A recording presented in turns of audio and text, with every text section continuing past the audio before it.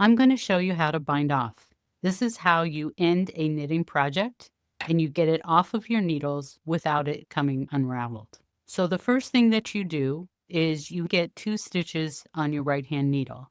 So in this case, I'm going to knit 2 stitches. So knit the first stitch, knit the second stitch, and now I have 2 stitches on my right hand needle. So now you squish these up towards the top of the needle and you take that first stitch, this one, and we're going to pull it up and over and off of the needle, up and over this stitch and off the needle. So I do that with my left needle. I go in and I grab that stitch and then I just pull it up and over. And at the same time, I'm using my right needle to pull that other stitch through.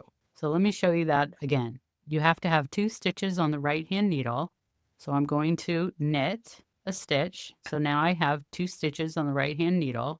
I'm going to squish them up towards the end and I'm going to get that first stitch up and over that second stitch and right off the end of that needle. We're binding off those stitches. So we're starting to create this nice little edge. So again, you have to have 2 stitches on your right. So I need to knit that next stitch and then I take the first stitch up and over and off. Knit the next stitch, take the first stitch up and over and off. Now, when you get to the last stitch, you're going to knit it as usual. And you say, oh, now I've got 2 stitches. What do? Well, you do the same thing, up and over and off. And then now what do? Because you only have 1 stitch left. And so now is where you cut the tail. So I usually give it, a good, whatever, 8 inches. And then I use my finger to I take the needle out and I use my finger to sort of hold that yarn in place.